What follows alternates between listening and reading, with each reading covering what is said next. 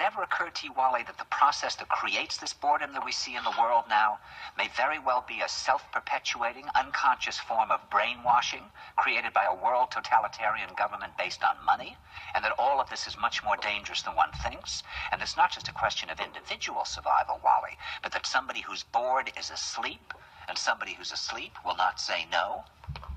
See, I keep meeting these people. I mean, just a few days ago, I met this man whom I greatly admire. He's a Swedish physicist, Gustav Bjornstrand, and he told me that he no longer watches television, he doesn't read newspapers, and he doesn't read magazines.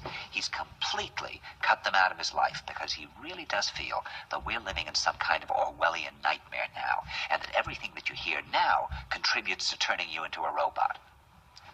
And when I was at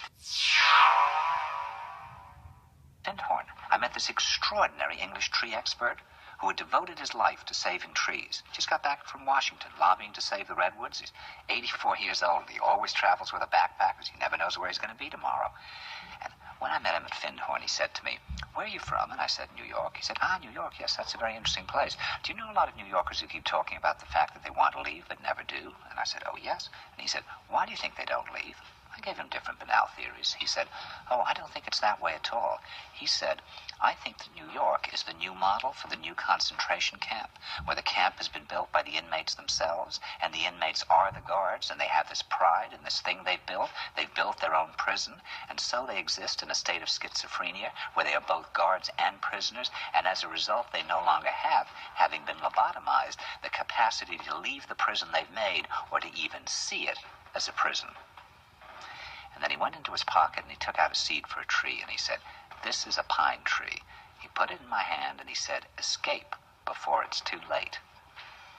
See, actually for 2 or 3 years now, Chiquita and I have had this very unpleasant feeling that we really should get out. And we really should feel like Jews in Germany in the late 30s. Get out of here. Of course, the problem is where to go, because it seems quite obvious that the whole world is going in the same direction.